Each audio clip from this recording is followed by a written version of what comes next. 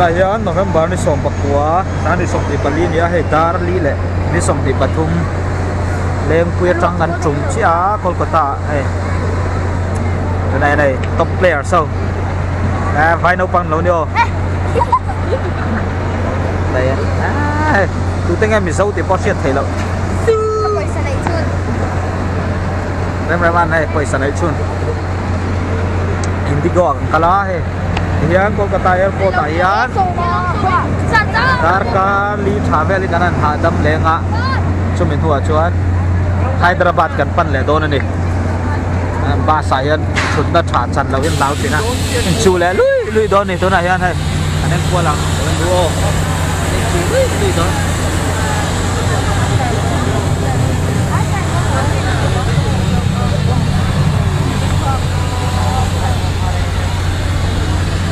una ba heo lên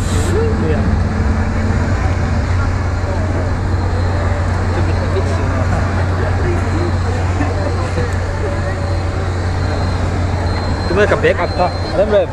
thu bút số camera ôm anh yêu bây giờ đâu thế rồi thu số ngang số camera ôm oh anh lùi mất sớm rồi em mình xin lại chưa yes hey xem này mày chắc khóc mày hey vai hồ gì ạ lươn pas sabar nih ku oh nak ku anak tamat ikuan ini nak kalam hi video hi kan edit pop anga kan upload ngala kalau kayak coba tadi lo ray lo ang hey kumayan basan chuang ấy oh tenan basan chuang đấy ta airport đi game đi lần khá đi luôn tuần suy tổ luôn à khi kan chuan na anh ya flight number kha flight number is mo kha rem rewan lo sayang flight number is 6 E6519 anh nhỉ Ruby Cop cái này á ôi ni November ni som le pakua sang ni som ni pali dia Hyderabad tayan ni som ni Borvel training kan nei don ani hian kanom vlog ze lang car hiền về hian bus atangin airport pa hian min da phenga kan bung ro ta kan la chua ka he tho na le ni kan bu thei tam zo ki tho na ni to private jet ta bo chu pakhat về á private jet pakhat ka helicopter po kan huwa tu na hian safari bag tu khum pen we mai kan trong he sa thiam chuang lo tu na sa zo ni Boin, tu ni chal kan ni le tu ni chal. Jail rawa, jail rawa chal. Thôi phua ke. Dia kan din tu lo. So Air India. Driver. Air India te. Driver rawa. Jadi ni alen thama ban up don sung nang don ni uta. An mai kan lo. Air. Akasa Tamzo ki tu na kan bu au chu international. International. Jet tu vek ni. Ruby Cop mai. So international airport ni di Kolkata hi. Dum. Shema Subhas Chandra Bose Airport kan International Airport ni. apa khazok so international thôi đi khăn dốc quay international thôi nhỉ ông là số tổ lòng sơn anh số Air India về Việt đi Sei khóc này ngầm ngắm vào về đi mà cả sei tur sao rất là đâu mà sei khóc này Ruby Cop mày xin tặng đó xin liệu hoa rồi Indigo có còn liệu Indigo ấy này tôi ăn râm râm ăn hay tên hay SLR aka dim liang chứ thì tắc to có đi Air India Explorers Netaji Subhas Chandra Bose International Airport kan thleng to ai Kolkata lai hi mizono panghon lia he tuna hian tian om thap mai he hian zandar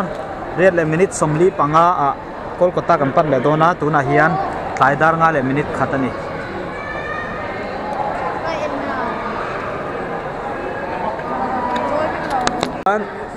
November ni som pakwa sang ni som ni bali zandariat le minute nga ni a he Kolkata airport atangin Hyderabad lam kan pan don hai to ni na kan en ko lang a he ta hi kan air hostess ta kan pi la pu ta hawan ni he tha kan lak pui ka mang moi tok to kan click sakang ale rem ma vlog nè hey ama hi biang đầu tiên tên gì anh nha tên gì ama hi voi ya hey kan chắc bác số ôi sar rồi chắc nó cả ôi mà sar voi rồi post đâu rồi sar lẹ sar fan em mấy mà sống tiệt số má thì mấy là comment sai lang số anh thì đi sar rồi thôi đấy thế là áo cái gì à sa là chơi áo tê ya cái cal đôi nè ôi cái cal là tuổi này cần cái cal là tuổi cái chân gì mình tự chấp bắt số cả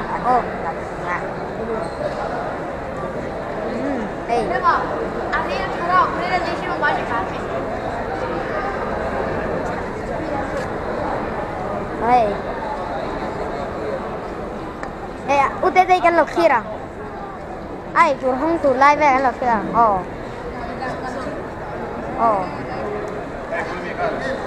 UTT luộc lại thôi này bye bye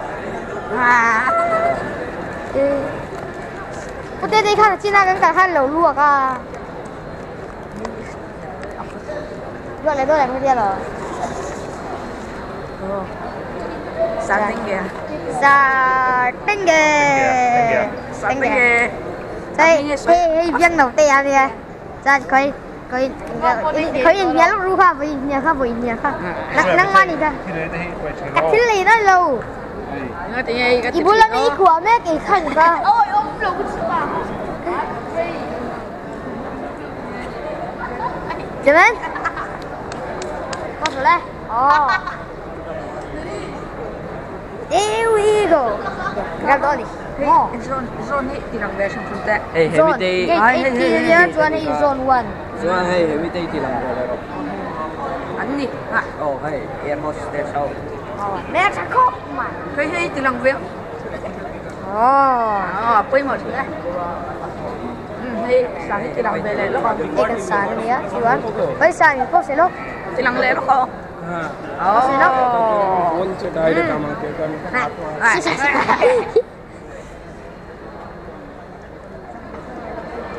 English in the wala han interview ka lúc la Kina What is your name? Temat lang. Kami tu jawab maksud hai. Ini hi channel sel tukang group GoPro hi. Channel sel tukang. Puna soma ne ron komen doli. Kan puna ni den fel khop mai yo. Hey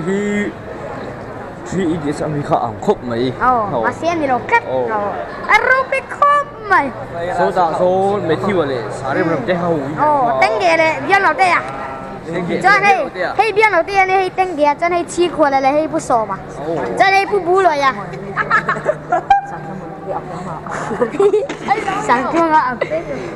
Ôi, nó phiên luôn tụi con. Ê, và nó phiên à? Cho nên tên ghé trắng từ nụ ra nha. Tên ghé nụ ra.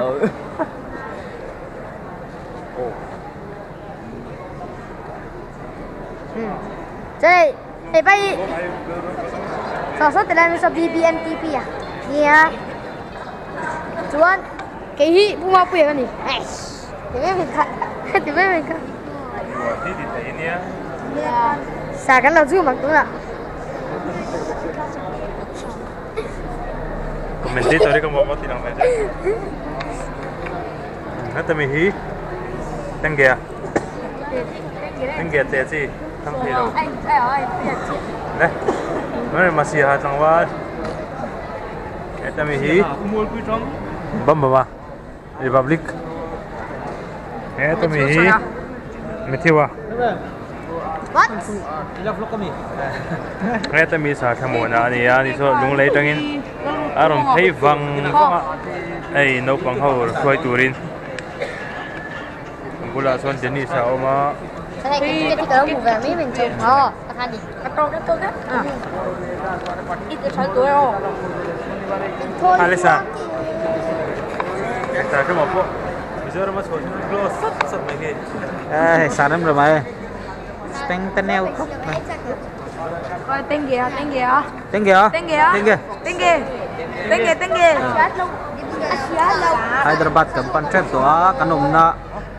di Netaji Subhash Chandra Bose International Airport Kolkata ni tu na hian nei rai lo te Kolkata kan chua sananga Hyderabad kan pan do na ni hei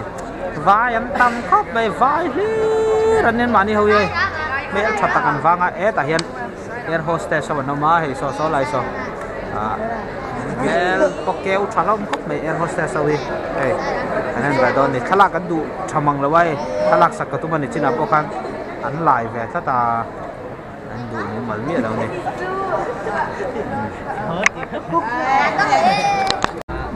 Vậy lúc đó na sarem rồi mà thế giờ cái chỗ này lúc đó tôi cho nên tại hiện ấy từ năm Bắc Zone chi nhỉ hiện cụ thể thì bây giờ có số này lúc đó này cái này zone chủ cần gì hay giờ không zone hay lúc chết đó này ôi ê zone chủ cho local thật chứ ở bắc buổi khác rồi chú anh luôn về chết đó nhỉ? Tu na hian zone 3 ho angkal ma sa rem rem te zel te ho tiang chuan zone 2 ho jong hi kan kal le don ni hei an om thapa mi zo ho hei tian nei mo te em nei so ma te dali sa te tro te hei dang mon Chi vậy ai la vai pa hen lan ve cha kat be pai chera sia ti ka soi chi mi lo ha chen an ka ti mang ti lo ma kan ti sai ka an ni deu sa ni la tian an ma ni hi kan rel ni ti an se tak lo ai ka bul mi te mai lo me ni te amai kan sei di a se lo re be nga ma he ma san nui na sal don ngai tha to vak lo ngai mà té anh đi hầu hí Gopichan Academy training anh này đó na Gopichan Academy hiền Sri Kanate sai na neu ali te PV Sindhu te sai Pranit te tiếng chuan doubles player tha ho zong te anom to anon training thua to na ho khan ni tin Academy atang hianin national chon record an nei thai member 2011 international china te po record an nei thai member kan ni aku thế nan nuôi mấy này hay trong hian Kolkata changa Hyderabad pantur vek kan ni ti hian này u lại quan cô kan lo tu kupon aku na uma thì cái lại cái naron lang zut bokan nakina Mizoram la chua san lau te po anong le me ke lut masa zone 1 lu về tụi mình sao nhưng mà nhân zone này lut masa là nan kan vo in lut về là don này ôi cái căn don chép á ôi dar lên thì riết đến như chỗ này căn lut chép á nên kho rồi lắc thanh lầu đâu à chỗ căn thao mấy cái gì thôi ta chỉ biết là đấy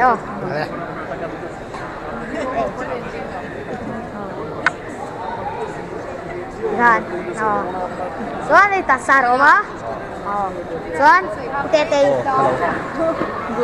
Soan, hey. So ma imu lah hanang dia so ma. Soan zela. Denisa. Cristiano Ronaldo. Ronaldo chia ni. Soan ni, apoi mo lu tuk mai sa rema. Rema. Kan khác mấy cái này ôi. Đây học cái gì?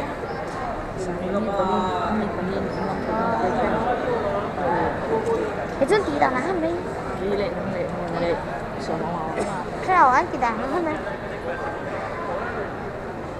Cái gì đằng rôn này? Hi. Hello. Hey.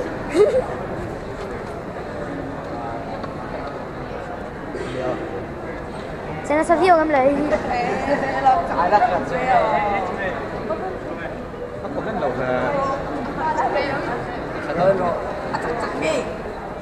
ôi cần là tụi gate 18 cần khắc mẹ cái là khinh lầu đâu á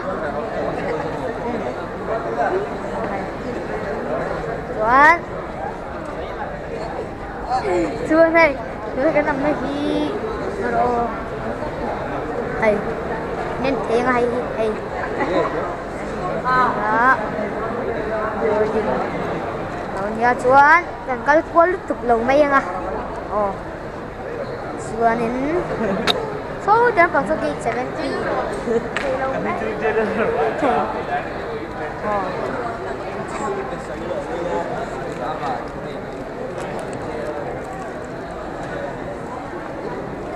vài hôm qua ha vẽ chụp mày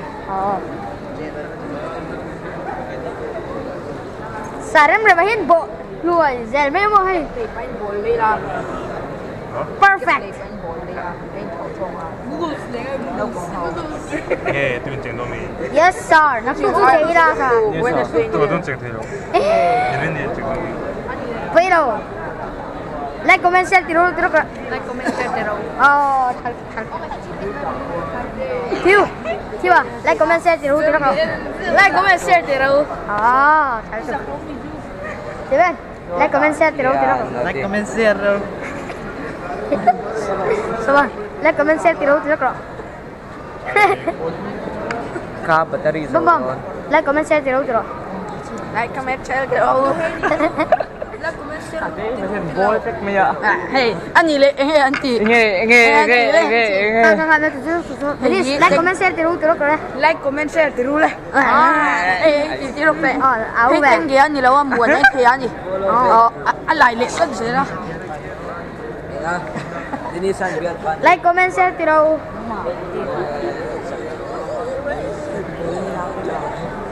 Hola, tao đồ này biết không? Ai số này nghe được tiếng Mỹ đâu? thẹp nào đâu Thiệp nào ai thấy lên này hiện cái mấy con lô? biết coi lên Aleng tôi số. lên lâu Aleng. lên lâu Quay đầu. Ây da, battery dầu đôn. Sir, battery dầu đôn. Tụi mình chỉ ông to, mấy ô. Ok, cái nào nó lằng lằng. Ê, đi mà đi hi. Hey, cô này hiền hết. Cần đút to sàn, thế cần pha lúc đôn này. Ini tu hay. Cần chụp thấy to đấy mà sàn. Cần pha lúc đôn này hay. Cái to đôn này. Cái này mi song rồi, này song gì? Cái gana các tour phải cần gì? Boleh. Cái gana. Hey, mesti orang lut belang hala. Đây đi sao? Buồn á? Không semua.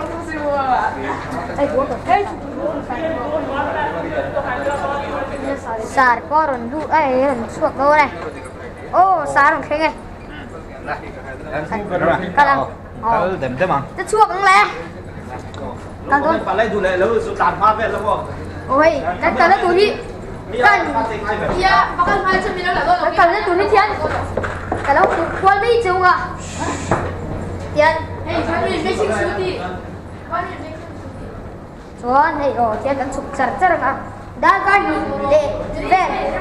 Ni kan sai. Kan chau. Da kan kan ni chon ki tak. Nó suk cái. Cái gì là ngô? Chuan hey Hyderabad ang lokhan.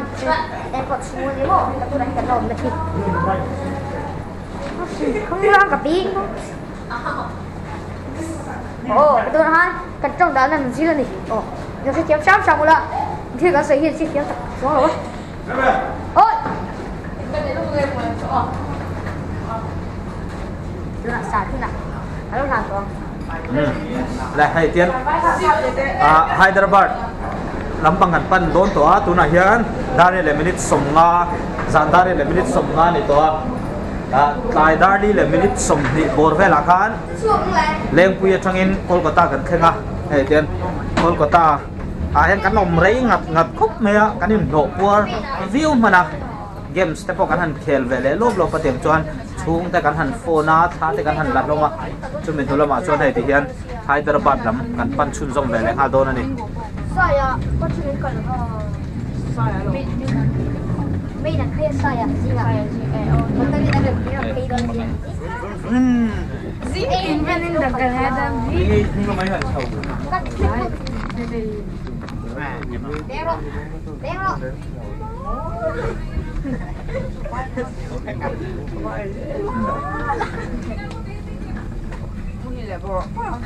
rồi thì khăn mình chín khăn đủ tốc phốt tăng cái nào Hyderabad cần khen huna rom vlog lại cần tu mà tu na hiền ấy cần thôi na tu ra cần chuang toa Hyderabad lắm cần pan lệ rồi nó cần flight number hi 6E6154 anh ya Kolkata trong Hyderabad cần pan lệ đó này tu na hiền ấy lâu bằng hồi này cần chuang thấp toa tu lại pa te khan in clear doing cần ring ai thì anh thui khóc mấy cái ni hậu hi 16, 15, 14 thì bor vela kan oma hay thì hiện nay lại đi vel tắc kan ni hay so ta kan son la om peisu ta so lam aler lam le he ta tir lama hian bathroom ma oma toilet oma in thiar tur ko em kal ve deuh wang phang ngai zak zoom deuh tan chong kal ngam lo na thama ni hay tuna hian hay angkal a hi ka chom pui tur ania hela hian 16b a hian nam dangan ron chuang le tura kan ngaya enen mangkal zel don ani tikhian kan hen ba ge chaka achunga khian ke kitiang mun oloma hen kan da lut zel ani lo en zel don ya Gopichan Academy kan theng in vlog kan tuma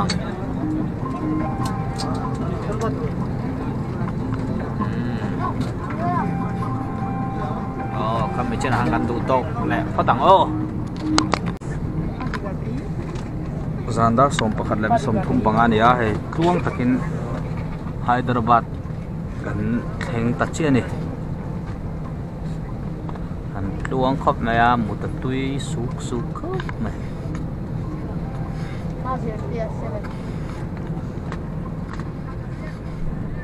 chuan pui don ya khat chu le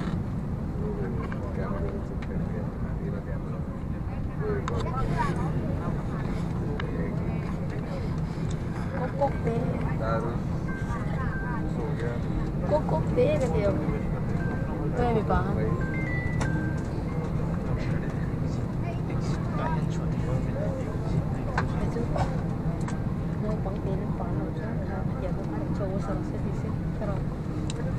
flight khata hian flight khat so thế nó chunga hian tlar khata hian in mi pathum zel chaklama pathum thanglama pathum zel kan nia len som thum le pali vela oma singom za tur chu lo hisab ta ula paruk zel in len som thum le pali vela oma ni chun zinga chuan ini hawa hi mizo so tuna he kan chuk tha nau pakhat kan ring tlang don boka yang chuan tun dim huna hian player so badminton player so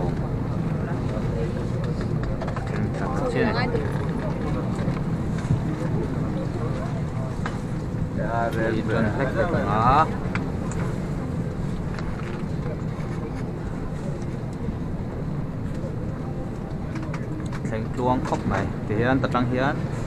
airport ka bus booking kan pan phei lại don này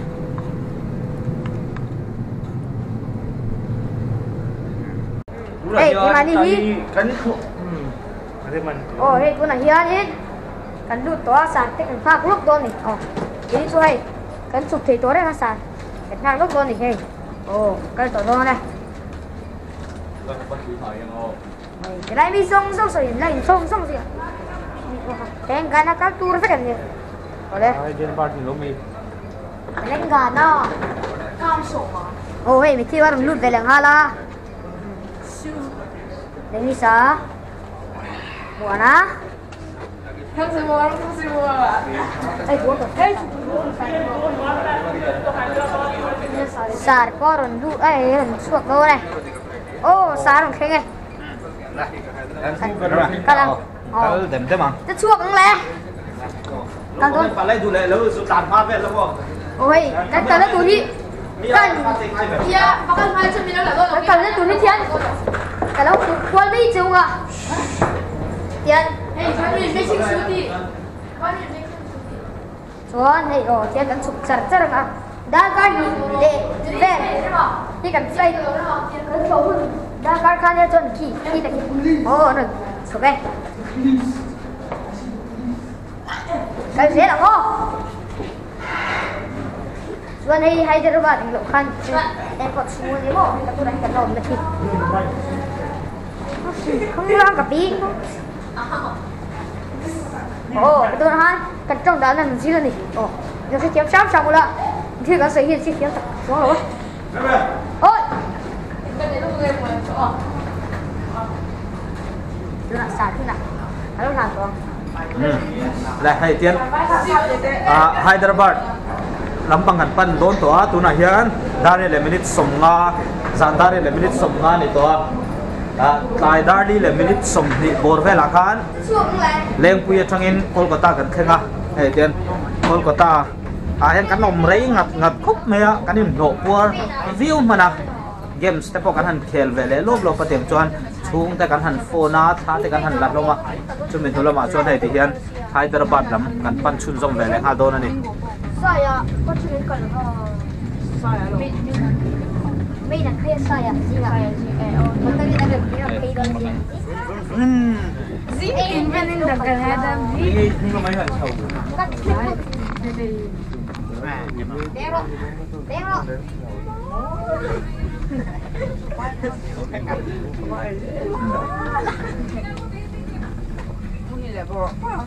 rồi thì khán kami chin kha kan du tok photang ana kina Hyderabad kan khen huna rom vlog lai kan tuma tu na hian ei kan phone tura kan chuang to a Hyderabad lam kan pan le dona kan flight number hi 6E6154 hania Kolkata tang Hyderabad kan pan le dona ni tu na hian ei lo pang ho ne kan chuang thap to a tu le pa te khan in clear doing kan ringa hei tian at thui khop me ke ni ho hi 16, 15, 14 ti bor vela kan oma hei ti hian hei lai ni vel tak kan ni hei so ta kan son la om phei zu ta so lam aler lam le he ta tir lama hian bathroom oma toilet oma in thiar tur boim fo kal ve deuh wang phang ngai zak zum deuh tan chong kal ngam lo na thama ni hei tuna hian hei angkala hi ka chom pui tur ania hela hian 16 bi a hian nam dangan ron chuang le tura kan ngaya nen mangkal zel don ani tikhian kan hen bage chaka achunga khian ki kitiam mun oloma hen kan da lut zel ani lo en zel don ya Gopichan Academy kan then thengin vlog kan tuma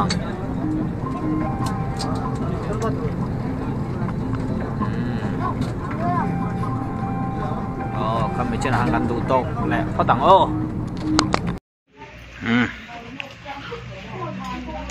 Tiyan luang takin Hyderabad chu kan theng ta kan SJ cam ka battery lamen min pe lo sana tian mobile phone kan lak chun zom don ani ai tunnel po thui khop mai so kan kal pel tak lampang khani na den harawang thabo ka ta bị thấy hà lại tinh kìa thì ta nên sợi lông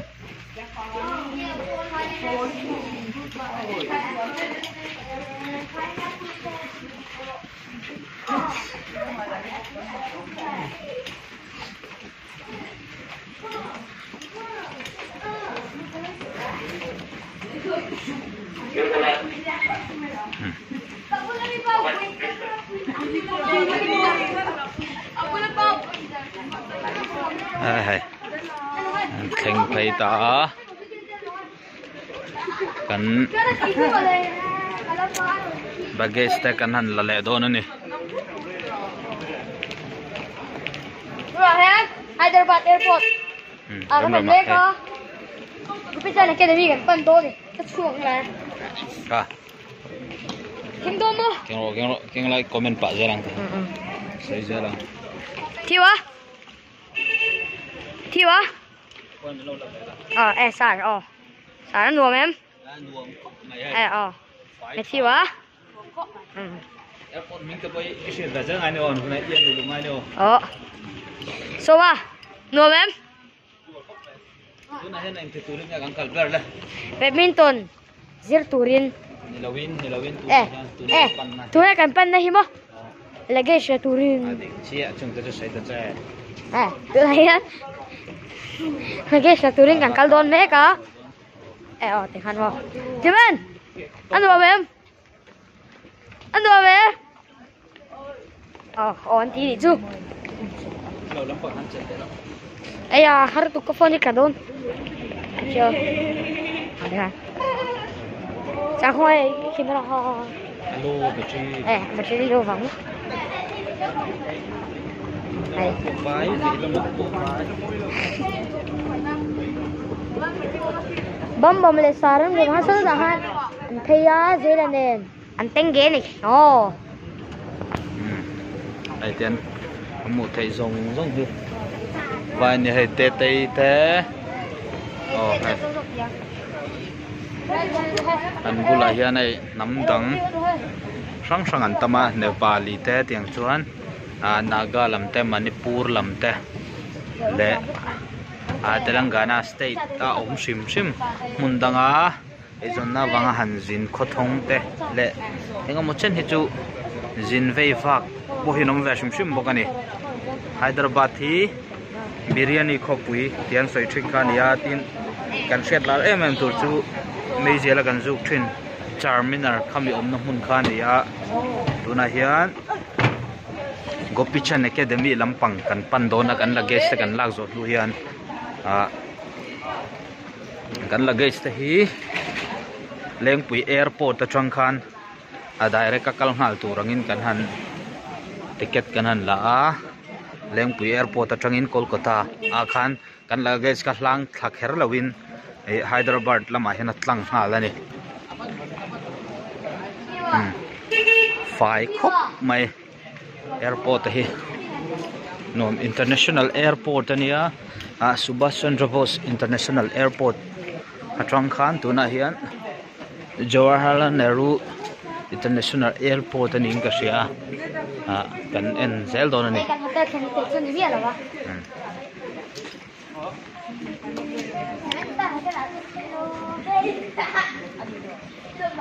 fit lo tan chuan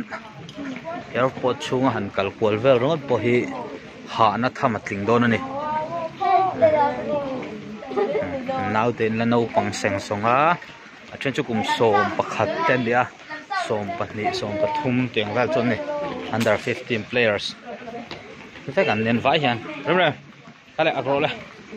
aga riteu tatro hey rem rem an ten mina chok dona beka hian SLR le SJ Cam GoPro kan tiang chi kha ak me kan ni kan ma son sarem rem atang kal boka ni hinan ve hello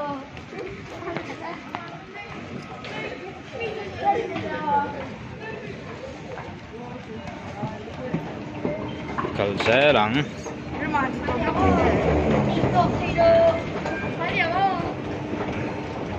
một tiếng đâu không cần pin về xóm thôi nè mày này bùi mép mép khốp mày hay ta trong hiền cần luggage cho các anh giống lại thôi nè luggage lâu receive na tour ngó tập quay tắm tập mà ni hand baggage big te cần luggage big cái hi na big khan này thắp anh cần lâu siết thắp bằng ai thôi nè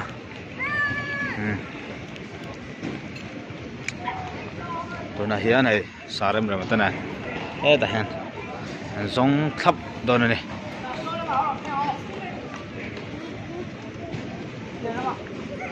lòng càng á rồi ngắn lâu liên chất đồ này hay thì hen rồi tôi rất thằng á can hen can luggage पे रखा lâu là chất đồ này mà ni luggage ka insha chiang tro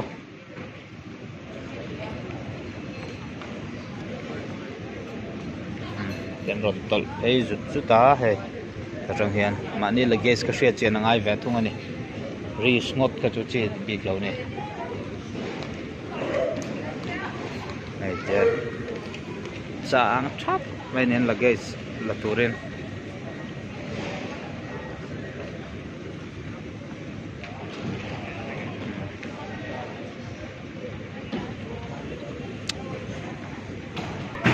so lai tang son aron tol chawa ten aron in lang thazel ani so aron tol za la so lai son ka luggage porong kalmeka kalong mulai lok to ron thleng trap to ni so ta so vai hậu hiện man một trên này tiếng này vô cắt phật thốt ta ế tại lồng hạc mấy xe hạ đâm tiền cần lâu là mấy đồ nó gần zone nó thành thiên man mỏ vàng á vô tị chung khang ai lem lâu này hè ế tại hiện cái là gas ta rong cal nal mấy đây này nó ron theng ta ế này cái là gas ron theng ta là ta chất ta này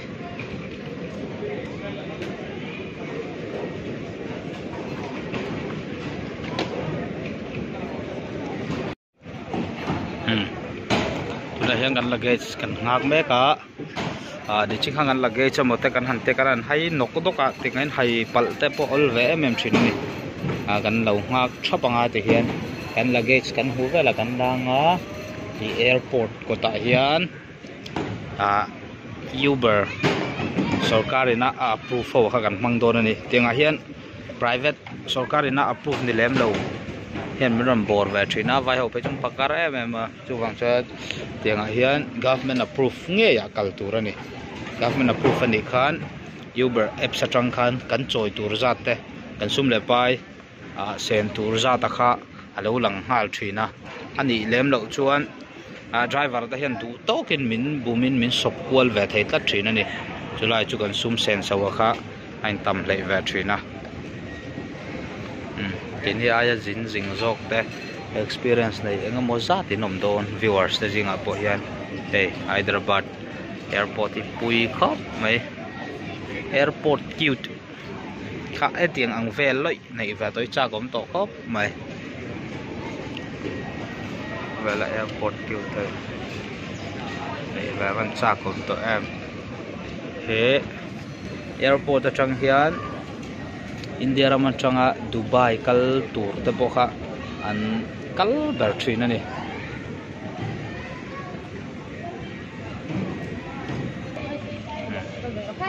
ron theng thei lo khop ma ngắt don ni im về xuống rồi không chú chị ạ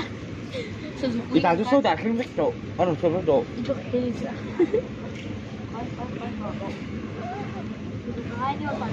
heng raket backing ko sang ay ron to cái con sao tu ta ma hen hey đâu đây tụi hey hey tuyệt hai tiếng rồi cái pot chip thêm lâu nè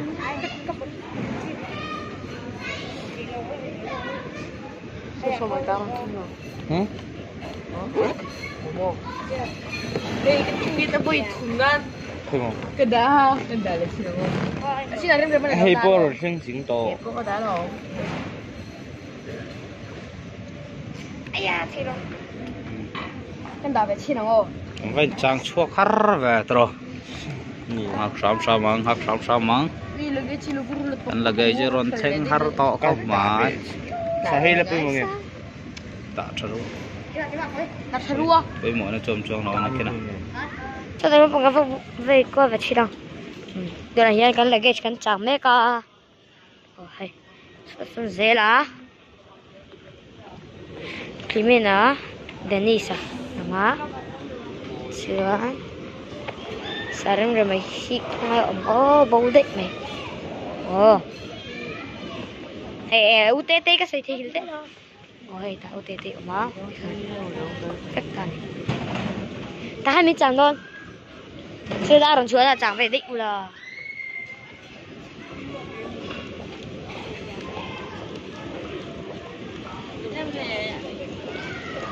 chúa ra đồng trắng định là ăn luôn rồi chúa nào trắng đi không một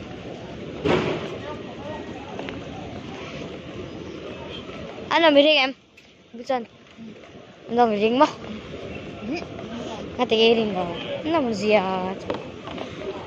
đây bố chua sao đem rồi bà kina kanon lang lang tu này hiền ai ship lâu mà lì chua cái nó mega để cái ra cái tổ chua chuan sa te chia hết rồi chuột thế đó chu hi ni kan jega chu hi kan ngak lok chu rong kal do la kal chu kal do lần thân hal mày sao con kén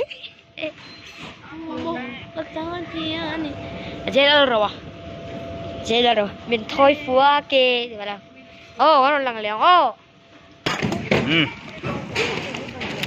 là guys còn thằng về ta còn cho này phú sẵn năm khóc mà hello guys welcome to my channel này hay hắn lằng sắp hay tụi này hắn and call pop don ne ha ta security tana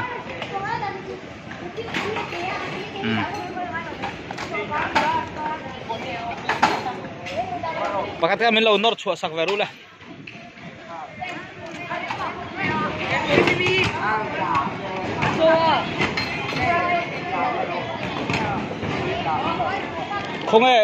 khonge SLR back ka kan dale camera back ka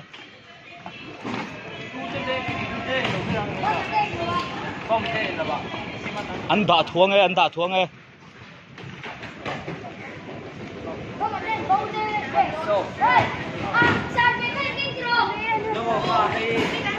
đã thua chi lâu nị khao asanin đã tro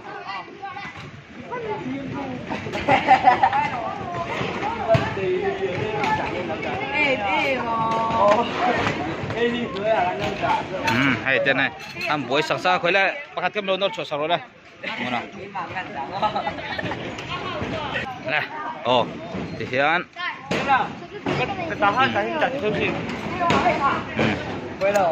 phải sẵn cắn lâu mềm cắn lâu này anh nung cắn lâu đó lắm ngay lâu cắn băng anh chọn thảo đâu cả cái thế in nor muôn khan in cắn lại chứ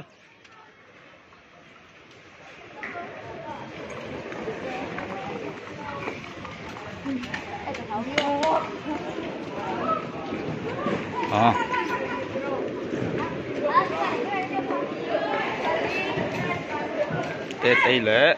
rầm rồi mà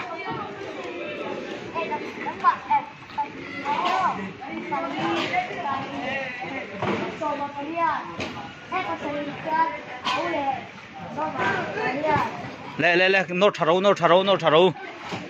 cả dễ là uống tổ suy nốt tharo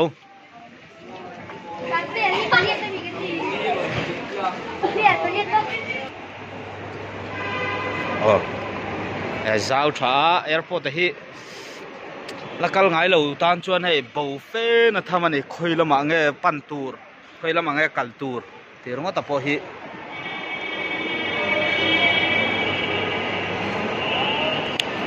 bầu phê na tham anh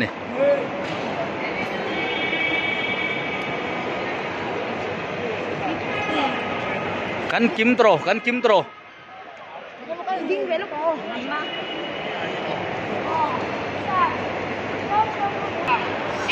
tu na hian hei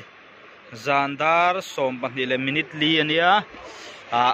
academy kan thlen pheya ei turin cha chop le kha buai thak deuh sia thil kan ei photanga chumik thil kan ei zo nu lama chuan academy lam kan pan le don chaw ani tuna chuan November ni som ni 12:05 am ani to ni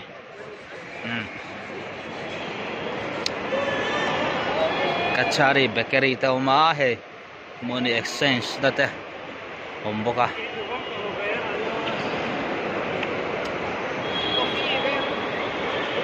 chen chuan ei helaya India raman chu san don hian paisa thleng ma sa thin ani helai hian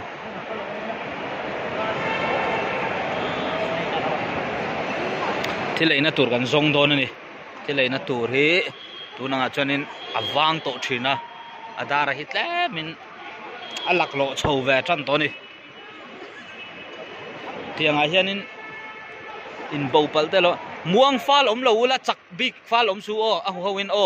a chan chu in bo pal khan in zone level a pe om to lo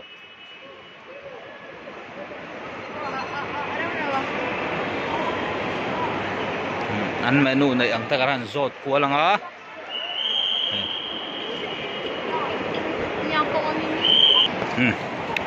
ang po ni se airport he abathar vela kanom to ta a chunga valu le chi ni to lo wa thile na to ri kan zon nge ngai don ni a chua to me he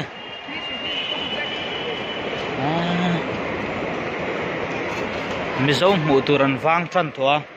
Hyderabad airport da chuan chan chu Kolkata airport ang hani chia to lo deu ni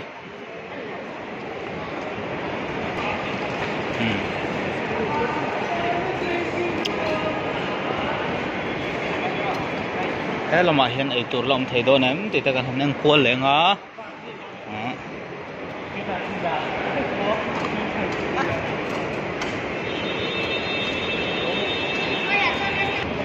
hey in chung lama kan han song ko la kan mungang lawa in hoi lama ti lai turing an chuk don ni kan ewa in hoi hian taxi wang dau thina Uber vel te awang thina chu wan jet kan chho lai don ani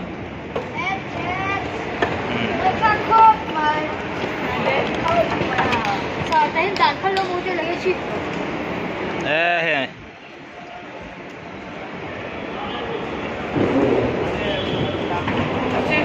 Jadi kinvek, ni zau tana, không ai đó, hay được là thuần về cái này á, thì cái này là đồn này, phật mày à, thì lại nó giống quá char char, cái này vàng thấy khóc mày à, được là thuần này hiện sports shirt lắm bằng thế, skirt lắm bằng thế, tắm em chuyện là chút tiền rồi đến airport hiện thì là tàu China vàng in zin vei vak tam zo ke chon an lei lu tuk lo ni airport a hian ta ma mi ho sa fal go tan ni lem lo chon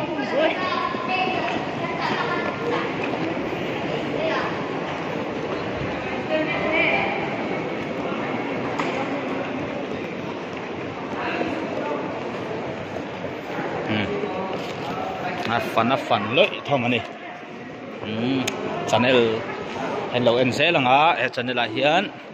Gopichan Academy and Training dan sang te da chau jang tu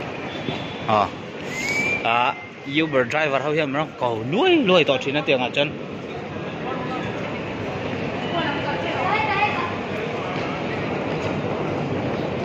ai thim to me a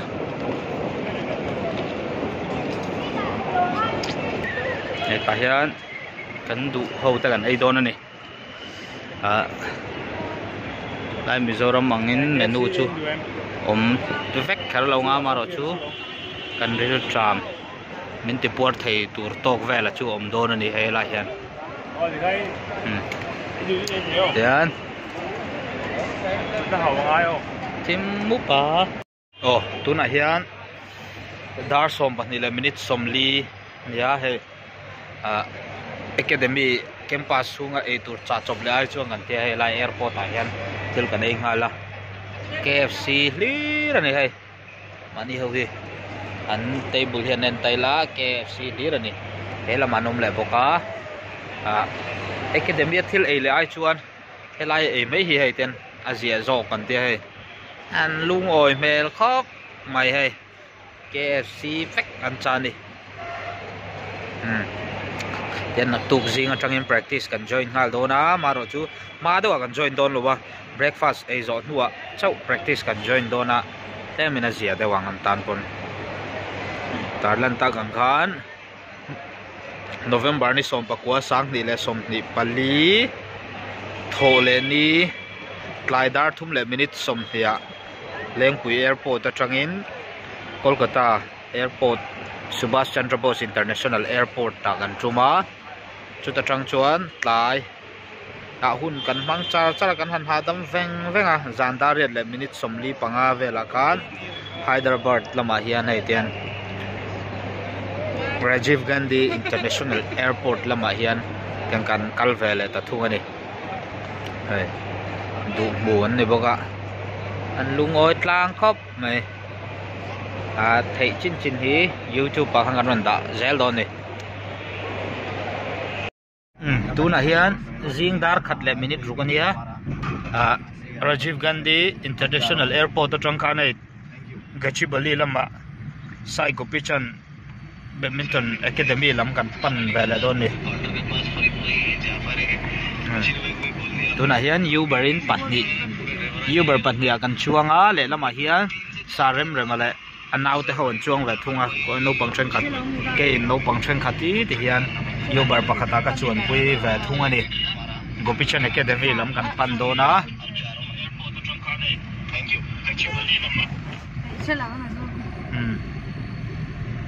này rong rong chụp ảnh là vết thấy lâu ngắm mà rồi chú công ruột bụi ăn chi tê lần đàn sang sang ăn chi tê cái hắn là thuốc đâu này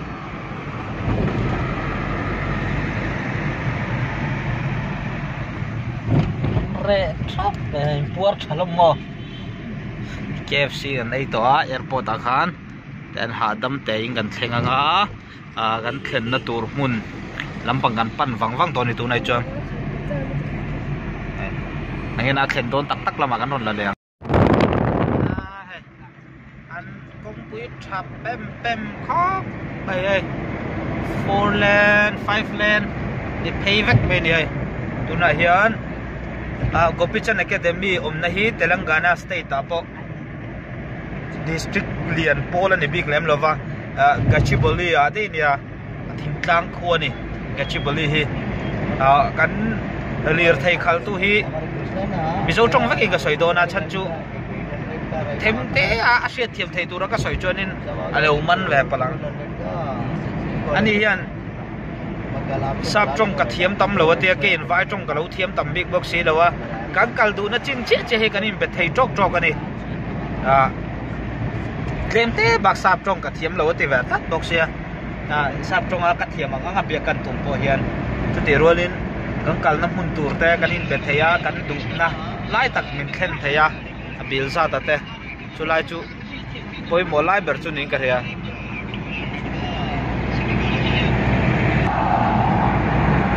lir te hin tlan chak klap tu na heng kan driver hi somriat velin atlan me ka phone man pa wang te po hin nga aman bo lutuk lo tan chak lutuk lo midang midom pel tu dei chu an tlan chak thei khop mai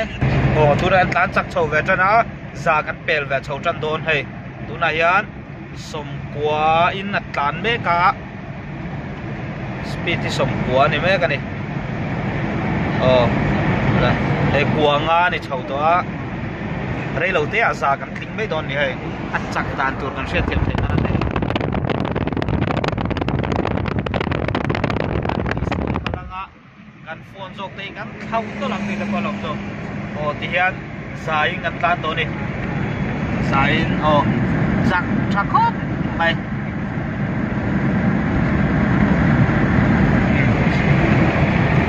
tiếng công quỳ giao lệ liền này vậy avan cha cũng tổ tắc em kan chief minister kal chuak tai na kong chong a tiang kai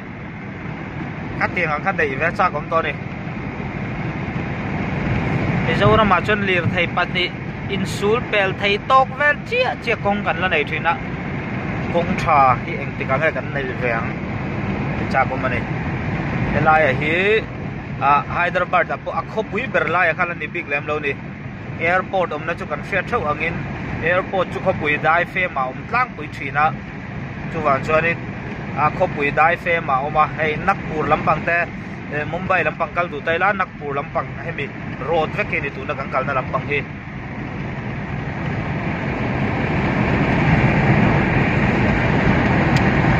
kong phei thu hian tam rem to zia e rồi lâu thì gần man thâu tê hết tiếng ngắt thui ở hiện kề hiện năng cẩn tiêu chỉ này là thui to cái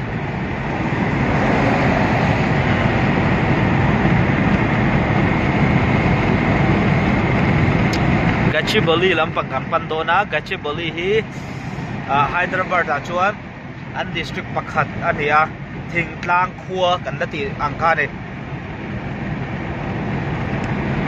Tarlan ta gangin tuna hian zing dar khat le minute som di le pati dia naktu zinga zing dar ria ta breakfast kan eyanga chumi nuwa chuan training kan chun zom hal don ani dar khat le minute somli pariat vela e Gopichan Academy chu kan thenga kotak pulela Gopichan Academy hei mai nan ti thin zo ka kania ta hian chani hi omdona hei midang zong achu sai Gopichan Academy lama omdona chuan chan thei chin thin ram ti lang yan tum don ani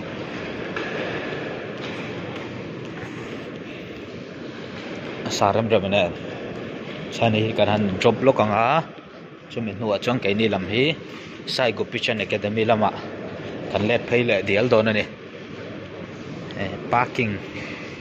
lot ve kalan ya pui map khop me Academy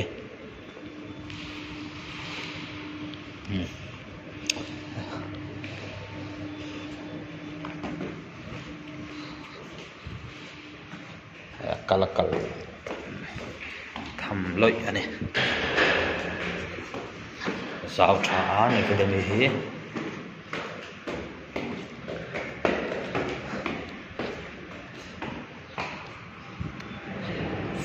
fan fe tham ani he thom di mangai khop maya chan chu dar khat le minute som nga vela ni players tan mut tui wang lai takani do na man chuma kan kal tum chuan tuna kan kal mek na building hi an la salo shim shima kan kal non le tum sang hi som pakua hanan la sarawa som ni pakhata kan kal kan ain rel tram tua ban le bim velta te som ni pan kan kal le khan la zo chelo ni hai yan stadium tak chu ni a ku track field te pom feka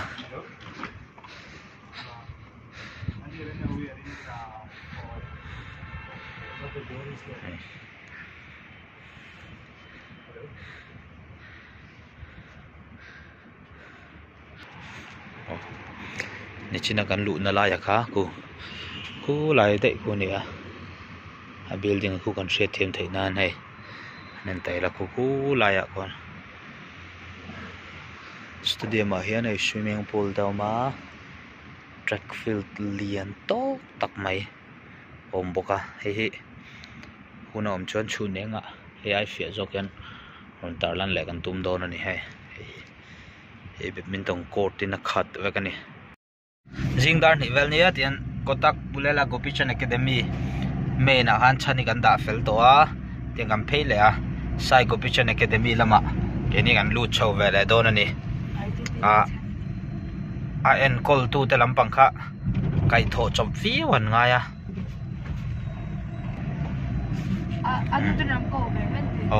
kan kai tho chopa en kol tu te lampang kha ri nai na bai am bang tu ka mun te po kan han mangrei reu pha phian ta ni ti hian a hralu tuk to lawa an Academy hi ai hlat lu tuk lawa PGBA tang hian sai lama kan in son pheyanga sai Gopichan Academy lama jeni ho hi kan lu chho vela diak don ani hei hi Spring Leaf Hotel ania hei mizo Gopichan Academy kan kalma sakbar tum chon somi hotel a song kan thleng diala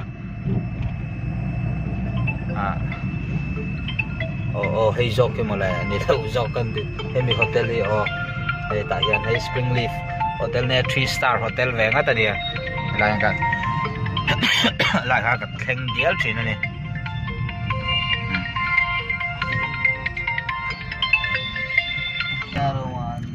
yan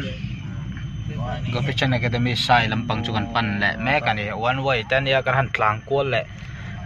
lep koila tuna hian dar ni le minute riat tan ya an driver hi ai phone mang ve le a trong ta po hi an ri pol nok ne le ne नहीं GTD वाले क्या हुआ मैडम आई करते madam ladies आगे फोन पे बात कराई करते पहले समझे तुम फोन पे बात करा के उन्हें बात करा दो। ठीक है जरा आओ आप जीटीडी ऑफिस कहाँ पर है? उड़पी होटल का नहीं बुलाया उसको? लेकिन हाँ वहाँ क्या केस है कि इसका दूसरा केस है इसका, समझ रहे? मैटर दूसरा है वो।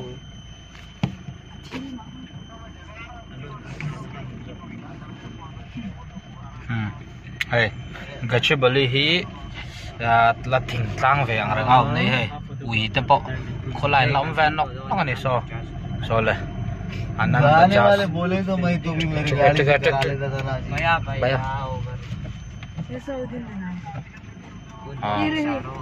Good morning.